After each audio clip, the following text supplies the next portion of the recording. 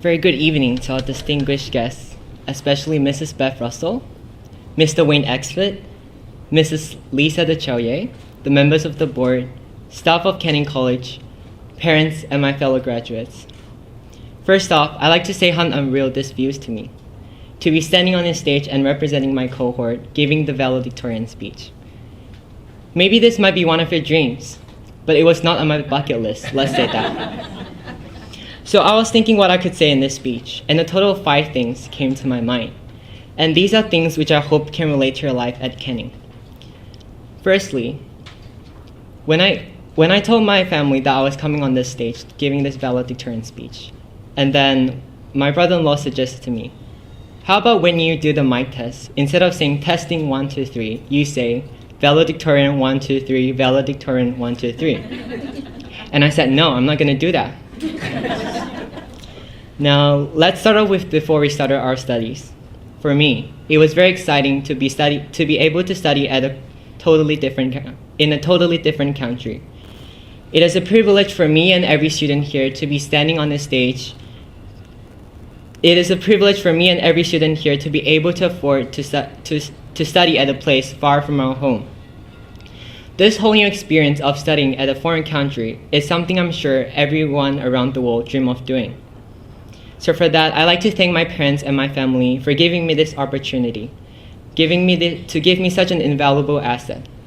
And fun fact, there has been some thinking of me going to the UK for uni, especially since both my brother and sister did their studies in the UK. But you know what? After almost 2 years in Australia, I'd say Australia is better.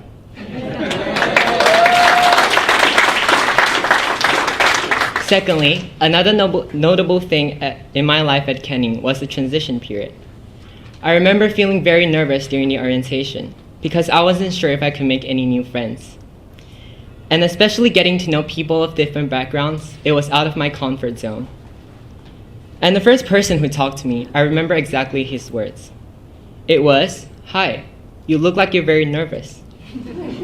In my head, I was thinking, so you're not gonna ask for my name first?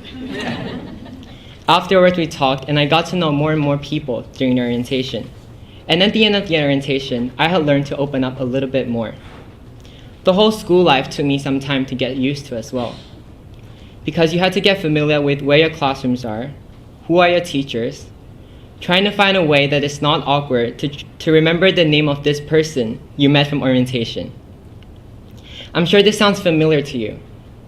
In fact, it's as if orientation was just yesterday. Overall, I like to say that my personal growth and development at Canning is truly an unforgettable experience, and I thank everyone for being a part of that.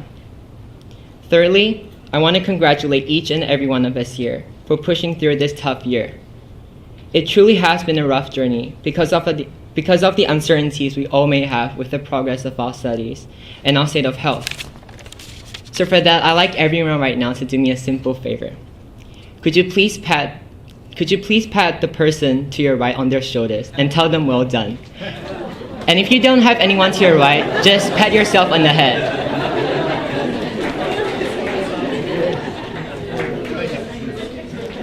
Next, to my cohort, congratulations on graduating.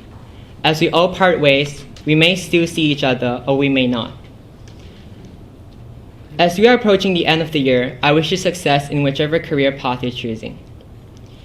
To my friends, for all the ups and downs we've been through, I'm grateful, because that's what friendships are. Thank you to my friends also for teaching me math, although maybe losing a bit of patience because of my silly mistakes. I hope that all of us will still keep in touch in the future. To all the teachers, thank you for making it possible for us to advance in our future pathways. Thank you for caring for us in difficult times. Thank you for making lessons which I would never thought to be interesting.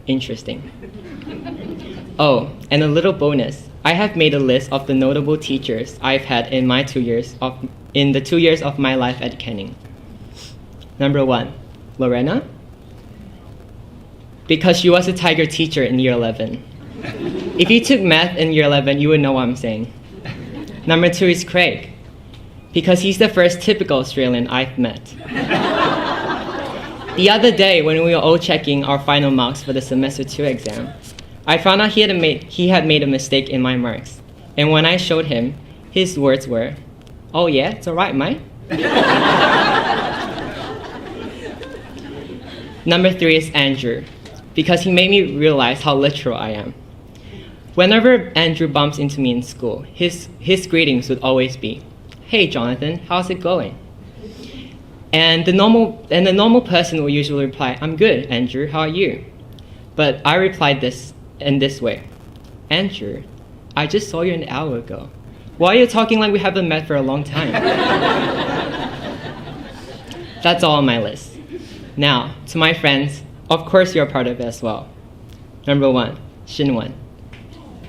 Thank you for being my competitor. Well, I say this because Bob and Karina are just too good for us. Number 2, Matt.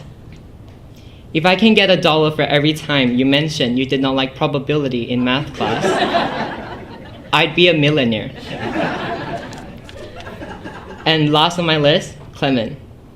You make classes interesting because of your unusual way of thinking and challenging the teachers in every possible way. Isn't that right, teachers who have Clement? Lastly, to end my speech, I'd like to share with you a saying in Chinese, 天下没有不散的宴席, which the literal translation is, there's no feast that never ends. It means all good things must come to an end. It truly has been a pleasure knowing all of you. And from the bottom of my heart, thank you. Oh, and one last note, to all the English teachers. Does my speech follow the 2 structure? That's all from me, thank you.